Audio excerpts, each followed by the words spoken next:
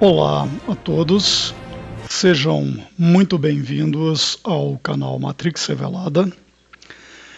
Se você já assistiu a algum vídeo do canal, você já deve ter me ouvido falar sobre programação preditiva e sobre como os donos do mundo usam uma série de instrumentos para doutrinar, para dessensibilizar, para programar, para idiotizar, de forma a induzir as massas, induzir a maior parte da população mundial a aceitarem as suas pautas conforme eles as vão implementando.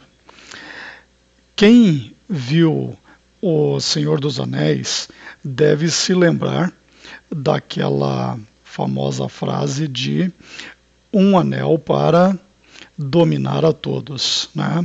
Ou um anel para a todos dominar, ou a todos governar, ou a todos controlar.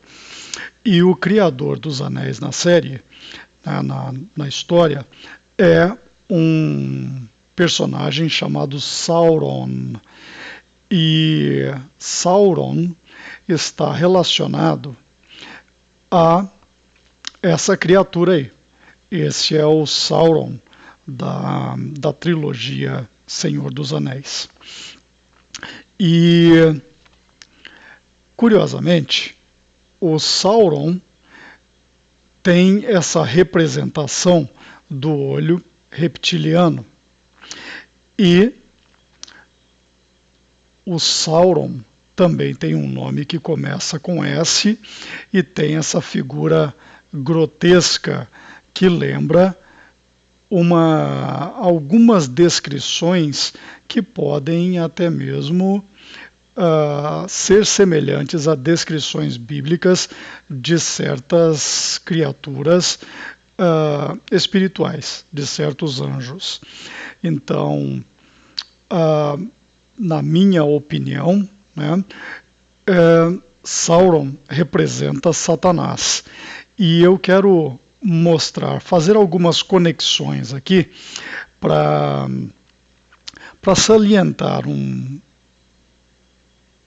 ponto a respeito de transformações tecnológicas que irão conduzir as pessoas àquilo que a Bíblia chama de marca da besta. Então, o Sauron está relacionado ao olho reptiliano, que está relacionado a Satanás, e lá na Torre de Sauron tem essa representação, o olho reptiliano, e com toda essa representação aí também de chamas, de fogo, de raios, né? Sabemos que os raios têm uma simbologia satanista, e esse arco aí, onde aparece o olho, além do simbolismo da mão chifrada, que é usado por satanistas e por idiotas úteis do sistema que fazem esse gesto achando que ele simboliza o rock and roll, ou que ele simboliza eu te amo na linguagem de surdos e mudos, né? Mas na realidade aquela mão chifrada é um símbolo satanista. E esse simbolismo aí em volta do olho também tem a ver com Ísis. Ísis é uma deidade egípcia e ela tem a ver com uma coisa chamada deusa mãe. E a deusa mãe aparece em diversas culturas, né? Desde a cultura hindu até a maia, em várias culturas do mundo todo. Então esse simbolismo da deusa mãe é uma outra representação ocultista que tem a ver com anjos caídos e tem a ver também com o próprio Satanás. Tudo isso culto a entidades pagãs que remetem sempre aos anjos caídos de Gênesis 4, e são aqueles mesmos que são descritos no livro de Enoque e que aparecem em diversas civilizações, e na realidade todo esse simbolismo aí tem a ver com o exército de Satanás, tem a ver com toda essa dominação do mal sobre o mundo. Então, Deusa Mãe aparece como na forma de Ísis no Egito, né? Tem a representação na Grécia como Gaia, né? Muitos chamam de Mãe Terra, e esse simbolismo todo também tem repercussão na mitologia romana, né, como no formato de Vênus, e na cultura celta, na cultura germânica, e por aí vai. Aparece em uma série de culturas.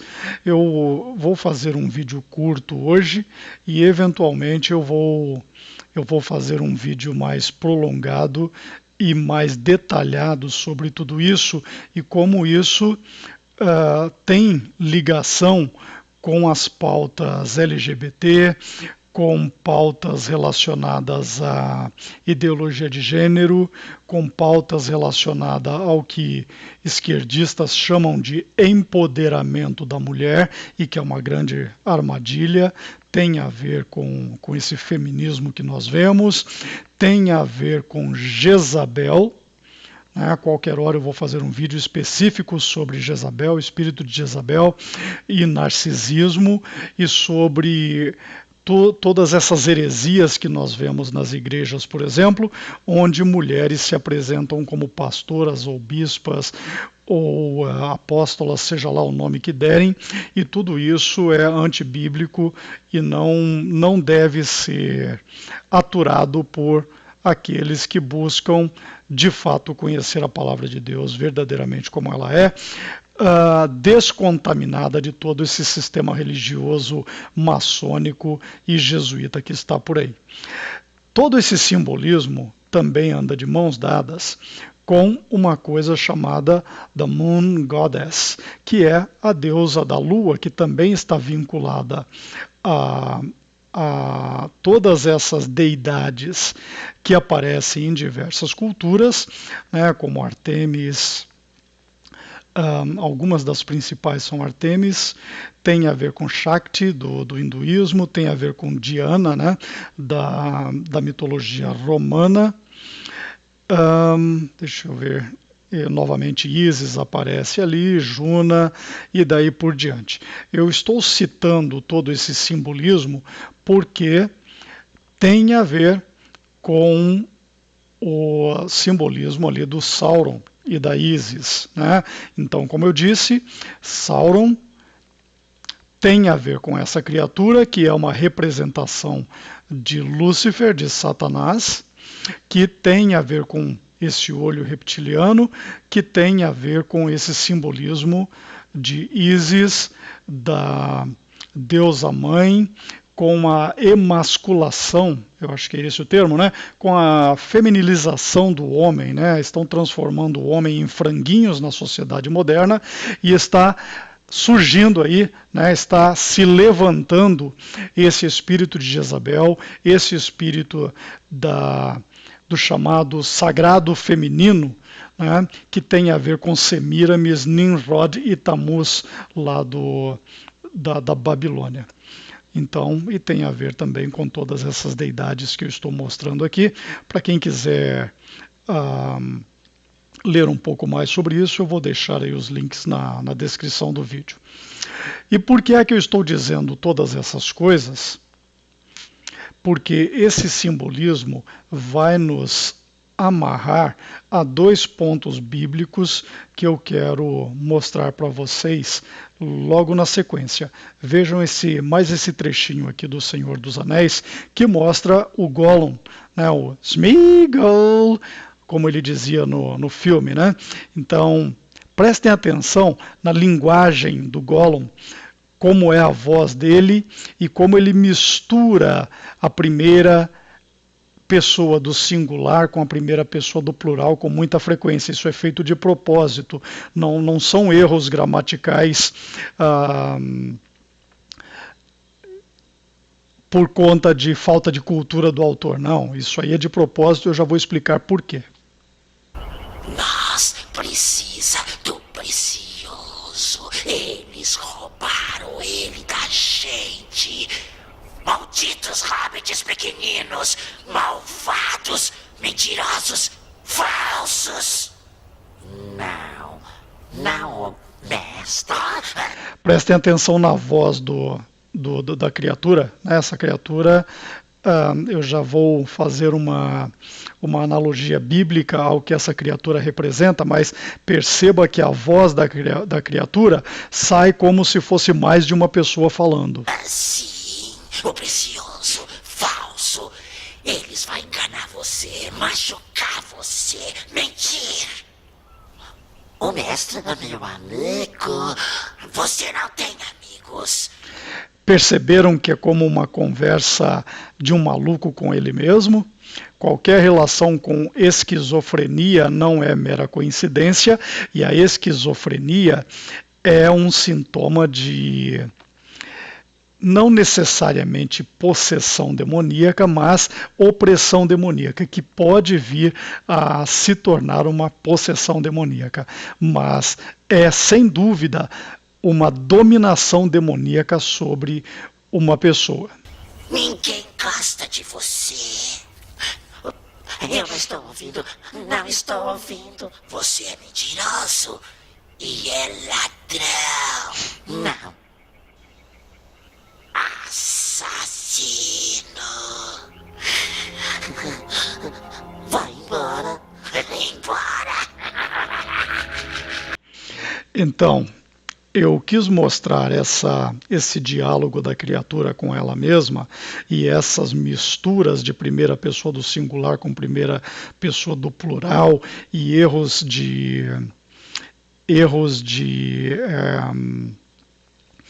gramaticais, né, de estrutura verbal e conjugação, e tudo isso tem a ver com uma coisa interessante. Deixe-me mostrar um verso para vocês aqui. Em Marcos capítulo 5, verso 9, isso aqui é uma passagem na qual Jesus expulsou demônios de um homem que andava perambulando por um cemitério. E quando Jesus confrontou esse demônio no corpo desse homem, né, eles já sabiam quem era Jesus, eles já sabiam que Jesus é o Filho de Deus. E logo na sequência Jesus perguntou àquela criatura, né, que estava dominando aquele homem, e o verso diz o seguinte: e perguntou-lhe, né, Jesus está perguntando, qual é o teu nome? E lhe respondeu. Quem respondeu? A criatura, a entidade que estava dentro do homem, dizendo: Legião é o meu nome, porque somos muitos. Perceberam aquela mesma mistura do Gollum? Aquela mesma composição ali, fazendo aqueles erros gramaticais, montando aquela estrutura toda torta? Demônios fazem isso. E essa passagem na Bíblia está aí, na minha modesta opinião, para nos ensinar que essas criaturas são enganadoras, são inteligentes e vão sempre procurar enganar as pessoas. Como eu já disse, muito do simbolismo, se não praticamente todo o simbolismo apresentado no cinema, né, em filmes ou em séries de TV ou na indústria da música, tem um fundo ocultista, e esse fundo ocultista é demoníaco. Deixe-me mostrar mais um verso aqui interessante que vai fazer com que tudo isso que eu estou dizendo se case com o que eu vou mostrar para vocês na sequência. Então, acompanhem com atenção. Em Revelação, capítulo 13, verso 16, nós vemos o seguinte: aqui já é dentro do governo do anticristo, um governo mundial único com uma religião única. E é um governo luciferiano dominado pelas trevas, na figura dessa criatura que a Bíblia chama de homem do pecado, filho da perdição, que é o anticristo e que está relacionado com aquele simbolismo 666, porque é o número ao qual a Bíblia é o número que a Bíblia usa para se referir ao anticristo. E esse verso 16 diz o seguinte: e faz que a todos, pequenos e grandes, ricos e pobres, livres e servos, lhe seja posto um sinal na mão direita ou na testa. Este sinal não necessariamente é dentro da mão. Ele pode começar fora e depois ele pode passar para dentro, porque isso também tem a ver com a profanação do templo de Deus, que 1 Coríntios 3,16 nos diz que é o corpo do servo de Deus. Nós somos o templo de Deus e o inimigo vai profaná-lo. Essa forma de profanação virá através da tecnologia, com isso que eu vou mostrar na sequência. Então, eu estou mostrando esse simbolismo do Senhor dos Anéis, que passa lá pelo Criador dos Anéis, que é Sauron, que é uma representação, é um simbolismo relacionado a Satanás, que tem a ver com toda essa cultura reptiliana, né? Tem muitos canais falando de reptilianos por aí, e falando lá da antiga Suméria, dos Anunnakis, e do retorno desses Anunnakis, mas eles acham que isso tem a ver com criaturas de outros planetas. Isso não existe. Essas criaturas são anjos caídos e o próprio Satanás e demônios, possivelmente os espíritos dos nefilins lá de Gênesis 6. E esse simbolismo também nos mostra ali o olho com todo esse simbolismo satânico e a mãozinha chifrada, e também o simbolismo relacionado a Ísis, que tem a ver com a deusa mãe, que tem a ver com toda esse abre aspas, empoderamento da mulher, fecha aspas, com todo esse sagrado feminino que nós vemos na sociedade atual, ou seja, isso é a preparação para o surgimento do espírito do anticristo, aliás, para o crescimento do espírito do anticristo, até que o próprio anticristo surja, e quando ele surgir, ele vai trazer uma tecnologia própria de domínio para ajudar a dominar, né? Satanás vai dominar através do anticristo, e esse domínio virá através da tecnologia. Deixe-me mostrar para vocês um trechinho aqui de uma matéria que está lá no G1. Assistam e eu volto na sequência. Tem gente que até tenta fugir dela, mas está cada vez mais difícil escapar, que é a tecnologia. Esse, inclusive, é o tema principal da novela das 7 Faraco, Geração Brasil. Assistes? Assisto, às vezes, né? Quando dá tempo. Mas não é só na ficção, não, que as pessoas vêm investindo e acreditando em uma grande ideia. Na vida real, muitos jovens também estão trabalhando e inovando para ser um futuro Jonas Marra. É isso, né, Lene? Isso aí. O Jornal do Almoço conheceu uma dupla de amigos de Blumenau que aposta numa criação inovadora. Eles acreditam ter nas mãos a chave para o sucesso. Além de abrir fechaduras, o anel desbloqueia o celular e pode, no futuro, até substituir o cartão de crédito. O nosso projeto nasceu do problema de carregar muitas coisas no bolso e de constantemente perder essas coisas. Então, a gente desenvolveu um anel que concatena todos os objetos que a gente carrega no bolso e as funcionalidades dele, e o uso fica extremamente fácil. A ideia saiu da cabeça dessa dupla, amigos e sócios, em busca de um lugar ao sol no concorrido mundo das novas tecnologias. Ideias podem ser simples, originais, inovadoras, geniais. Quase sempre nascem por acaso e, se não forem desenvolvidas, podem acabar morrendo prematuramente. Por isso, a importância das incubadoras. Em cada salinha desta, uma ideia está sendo desenvolvida. E quem sabe não está nascendo aqui, neste exato momento, uma futura grande empresa. É como se fosse uma incubadora de bebês também, quando nascem prematuros, né? Aqui a gente está pegando, da mesma forma, né, metaforicamente falando, pegando um empreendedor com uma ideia e dando todo o suporte necessário para que ele desenvolva e dê maturidade a essa ideia. Hoje, 15 ideias estão em desenvolvimento na incubadora. Será que alguma delas cairia nas graças do mega empresário Jonas Marra? Com a força de vocês, eu tenho certeza que eu vou vencer essa batalha. Na novela Geração Brasil, Jonas Marra é o gênio da tecnologia. Percebam, meus amigos, que tudo isso vai se amarrando. Nós vemos a ficção midiática, seja através da novela, seja através do cinema, seja através da literatura, né?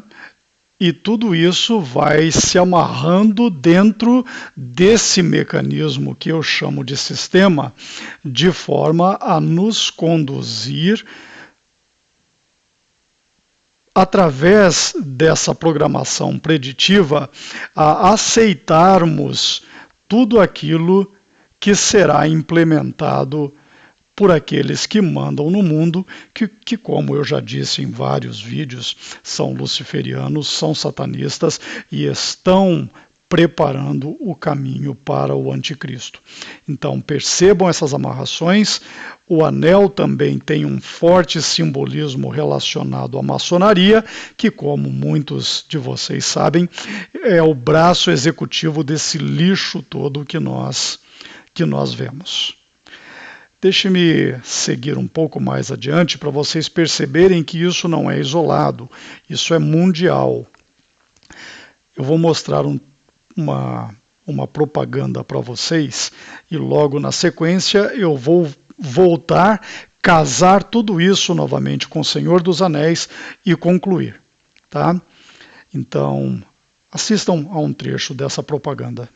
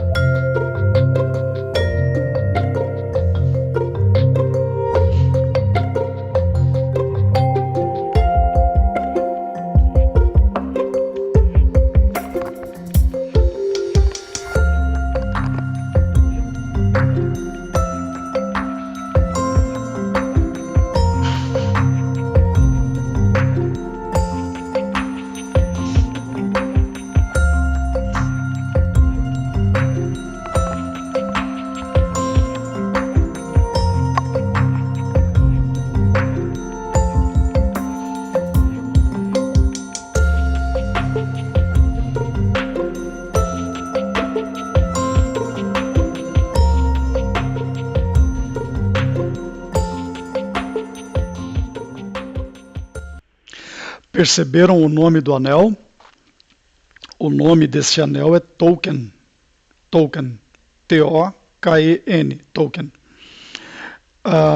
Então, vocês vão percebendo que tudo isso está amarrado e nós já temos todo o sistema bancário. Todo o sistema bancário já está atrelado a cartões e nós já temos, além dos cartões, os chips. Então, como é que isso vai se desenvolvendo? Na minha opinião, essa é a minha leitura. Então, primeiro vieram os cartões com tarja magnética, substituindo o dinheiro de papel. o dinheiro vai sendo cada vez mais enxugado do mercado, e aí eles introduzem os chips. Na sequência, eles acabam com os cartões, porque a sociedade moderna não pode carregar uma carteira com muitos cartões.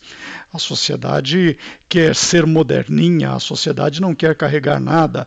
Então, eles vão pegar toda essa tecnologia num primeiro momento e ir diminuindo cada vez mais através da nanotecnologia.